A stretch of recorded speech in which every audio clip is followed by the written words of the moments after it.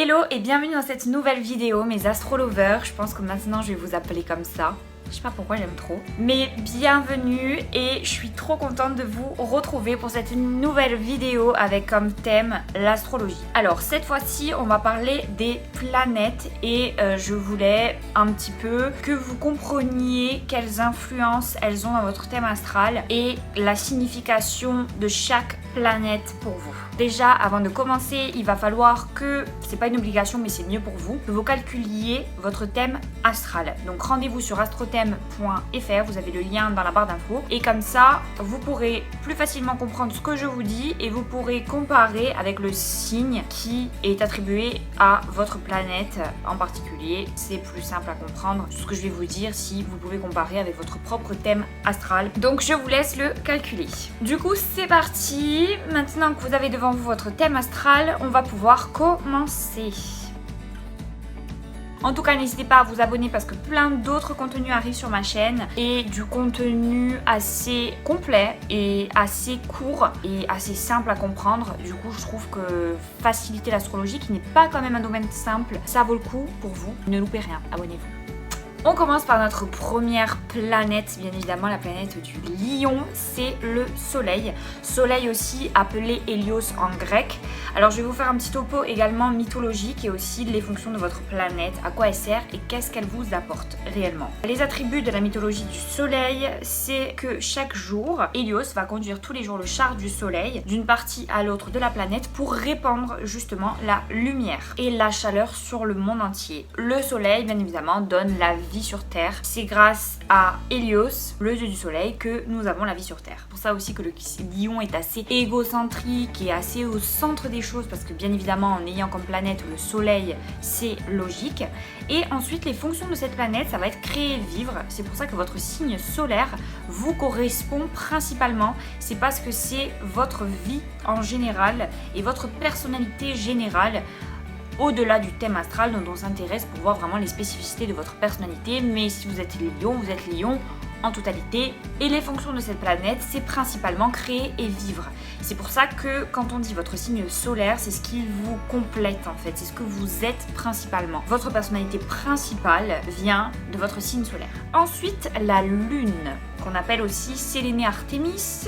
Donc pour le point de vue mythologique, en fait, c'est que Artémis vogue chaque nuit à travers les grandes eaux célestes dans sa barque. C'est ce qui amène aussi à penser que le côté lune, c'est un petit peu la douceur, mais en même temps l'introspection par rapport aux eaux troubles. Et elle est également protectrice des vierges ou des chasseresses. La lune va plutôt être synonyme de protection de la vie, de la fécondité. Au niveau de la fécondité, on a encore cette idée d'intérieur, d'intérioriser.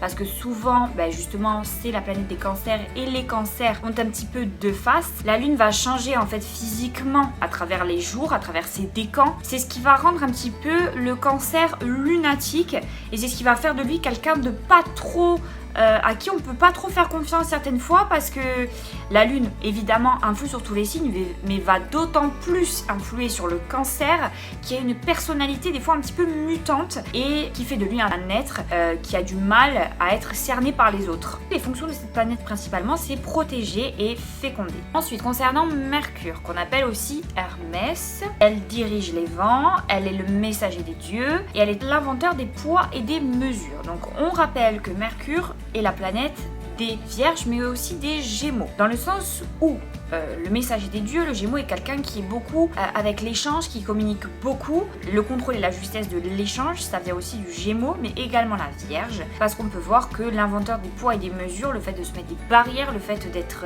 concis dans ce qu'ils pensent et ce qu'ils disent, ça nous fait penser également à la Vierge. Cette planète a comme fonction comprendre et inventer.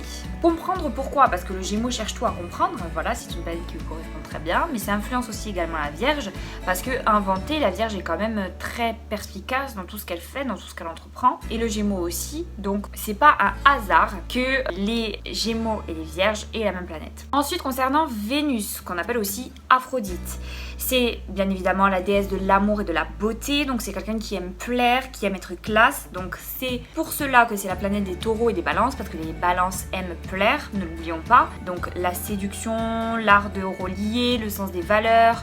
Donc les balances ont quand même beaucoup de valeurs, c'est des gens qui ont quand même une bonne ligne de conduite et qui ne se comportent pas non plus n'importe comment avec les autres. Et les taureaux aiment beaucoup la séduction, voilà, c'est un petit peu ça le taureau, dans sa manière d'être, de s'habiller, c'est des gens qui aiment la mode, donc on est dedans, ça leur correspond tout à fait. Ensuite, les fonctions de la planète, c'est aimer et valoriser, c'est pour ça que quand je vous parle d'amour dans mes autres vidéos, je vous demande toujours de vous référer à votre planète Vénus et surtout de voir en quel signe est votre Vénus, parce que ça va influer et ça va surtout être votre comportement que vous allez avoir en amour, donc c'est important de le savoir. Ensuite, concernant Mars, alors Mars qu'on appelle aussi Arès, n'oublions pas que Mars c'est la planète à la fois du Bélier et du Scorpion. Du coup, c'est le dieu de la guerre, il fait de nombreuses conquêtes amoureuses. Alors pourquoi? Parce qu'on sait que bien évidemment le Bélier aime beaucoup plaire. Le Bélier n'hésite pas à avoir des conquêtes et à en avoir plusieurs, il adore plaire, il adore chasser et du coup au niveau du Scorpion, ça sera plutôt pour son côté séducteur. On sait qu'aussi c'est quelqu'un qui aime bien le Scorpion, avoir sa proie tout entière pour lui seul, c'est pour ça que c'est quelqu'un qui est très porté par le sexe et qui aime beaucoup ça. Donc ça relie un petit peu le fait d'affronter également les situations, le Bélier affronte tout ce qui arrive devant lui, tous les obstacles,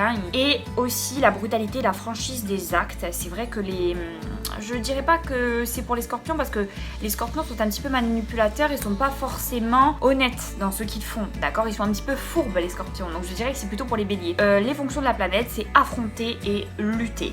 Parce que le Scorpion va lutter contre ses démons intérieurs, c'est quelqu'un qui garde tout à l'intérieur de lui, donc qui lutte en permanence, et affronter, le Bélier affronte toutes les situations sans réfléchir. Nous passons à Jupiter. Alors Jupiter, c'est le roi des dieux. Il vit dans la richesse, il veille à ce que l'ordre règne sur le monde. Jupiter, c'est la planète du Sagittaire, mais Jupiter a aussi beaucoup d'influence sur les poissons, même si c'est moins, voilà, c'est moins ça, mais ça a une influence tout de même. Jupiter, qui est aussi appelé Zeus, a de nombreuses maîtresses et est un grand séducteur.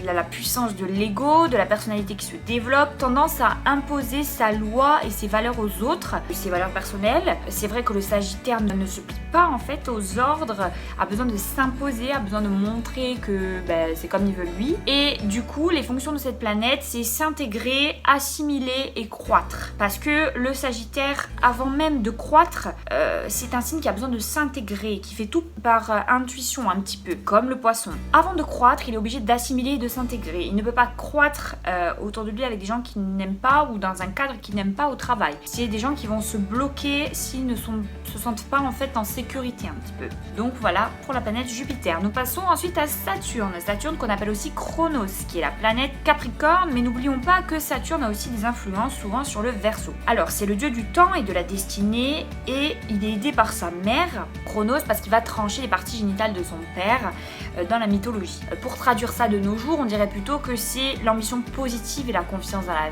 vie. C'est pour ça que ça rejoint aussi un petit peu le Verseau, parce que le Verseau a plutôt une ambition positive, ça je l'ai dit dans ma vidéo les signes astro dans leur vie professionnelle. Et c'est vrai qu'ils ont tellement une ambition positive des fois que ils vont se lancer dans des choses qui vont pas forcément marcher parce qu'ils ont un optimisme qui dépasse la réalité. Voilà, n'oublions pas que c'est un signe d'air. L'ambition négative, prête à tout sacrifier et trahir pour arriver à ses fins. On retrouve un petit peu le Capricorne, même si le Capricorne est un être qui est forcément trahi, mais qui est prêt à tout pour arriver à ses fins, même à mettre sa famille de côté, comme on l'a vu en mythologie, même à trancher les parties génitales de son père. C'est que forcément, il est capable de mettre sa famille complètement de côté pour arriver à ses fins. Ça, c'est la vérité au niveau des Capricornes. Et ensuite, le temps et la raison, parce que c'est un signe qui prend son temps, c'est un signe qui est très raisonné. Et du coup, ça revient aussi un peu pour le Verseau, qui dans sa vie, même s'il est très impulsif, il peut être aussi raisonné. C'est un être qui réfléchit beaucoup sur lui-même et sur les autres, donc ça rejoint un petit peu sa personnalité. Du coup, les fonctions de cette planète, c'est évidemment s'élever et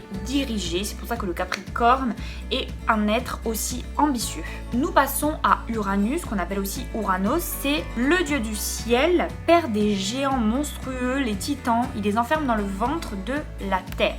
Nous rappelons qu'Uranus est la planète du Verseau. Au niveau de la traduction actuelle, c'est plutôt la création parfois anarchique.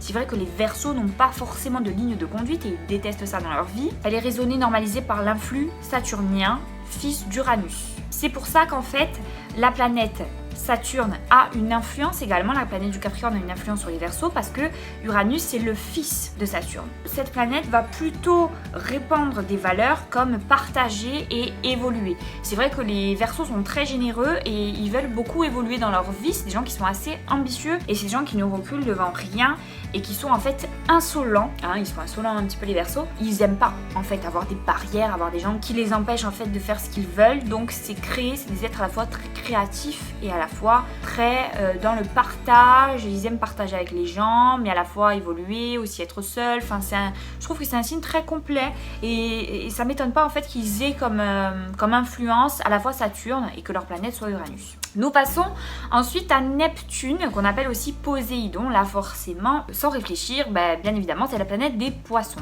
C'est le dieu de l'océan, c'est le frère de Jupiter, on rappelle que Jupiter c'est la planète des Sagittaires et c'est pour ça que je vous ai dit que Jupiter avait également une influence sur les poissons tout à l'heure. Du coup, il symbolise l'inconscient, les forces mystérieuses, les dons protéins, l'intuition, il ouvre à l'évasion et au dépassement de la réalité. Donc là, on est bien évidemment sur le poisson par rapport à son intuition, par rapport au fait que c'est quelqu'un qui avant de vraiment, comme on disait pour Jupiter, qui avant de croître, il va d'abord assimiler. Ensuite, au niveau de la traduction actuelle, c'est plutôt la paix et la déconnexion du monde terrestre. Les colères peuvent être violentes. C'est vrai que les poissons ils cachent bien leur personnalité, mais souvent, si vous connaissez un poisson qui est près de vous, vous vous rendez compte qu'en fait, le poisson va avoir des colères qui vraiment dépassent parfois ses pensées et qui va s'énerver pour un rien, des fois des broutilles, des choses qui ne comptent pas forcément parce que vu que c'est quelqu'un qui va garder pour lui la plupart du temps les conflits et qui va pas montrer souvent sa vraie personnalité aux autres, des fois il explose. Du coup les fonctions de cette planète ça va être fusionné. Poisson mine de rien il est en accord avec lui-même et c'est quelqu'un qui sait ce dont il a envie et il sait ce qu'il veut. Poisson a aussi sa face cachée. Ensuite au niveau de Pluton, Hadès, c'est le dieu des enfers et de la richesse. Nous rappelons que Pluton c'est la planète des scorpions parce que les scorpions comme je vous ai dit tout à l'heure ils avaient une influence directe de Mars mais leur planète principale c'est Pluton. Donc dieu des enfers et de la richesse, il forge le casque d'airain d'Hermès qui rend celui-ci invisible. Donc on rappelle aussi que c'est les actions souterraines parce qu'on sait que justement les scorpions ils cachent beaucoup de choses. La transformation des situations à son avantage, comme je vous ai toujours dit pour le scorpion, c'est pas forcément quelqu'un de manipulateur, mais c'est quelqu'un qui va manipuler les autres parce qu'il a envie que les autres soient comme il veut que lui soit. Le scorpion va utiliser les gens pour que les choses soient comme il veut lui, d'accord ? Et il va essayer de les manipuler dans ce sens. C'est pas une manipulation perverse, mais ça peut le devenir. Mais souvent, le scorpion fait ça sans s'en rendre compte. Donc du coup, dieu des enfers et de la richesse, on n'oublie pas que c'est quelqu'un de très porté sur la vie des autres et c'est quelqu'un qui cherche toujours dans sa carrière, comme je vous l'ai dit dans la vie pro des signes, à vraiment gravir les échelons et à être reconnu par la société. Du coup, les fonctions de cette planète, ça va être enrichir et renaître. Parce que le scorpion est un être qui a besoin, voilà, vraiment de montrer son pouvoir déjà, et puis de montrer ce qu'il est par rapport à ce qu'il possède. C'est ça le scorpion. Du coup j'en ai fini avec les planètes. J'espère que cette vidéo vous aura plu et vous aura apporté plein de connaissances en plus, que ça vous aura un petit peu ouvert l'esprit au niveau des planètes et qu'elles aussi bien évidemment elles ont un rôle à jouer dans votre thème astral et du coup dans votre personnalité. N'hésitez pas à me poser des questions en commentaire si vous en avez. N'hésitez pas à également liker, partager, vous abonner. Ça me fait toujours très plaisir, vous le savez. Et on se retrouve très rapidement pour d'autres vidéos. Je vais vous aider un petit peu à comprendre votre thème astral. Plein de choses sont à venir et j'espère vous retrouver très vite sur ma chaîne. À très bientôt. Bisous.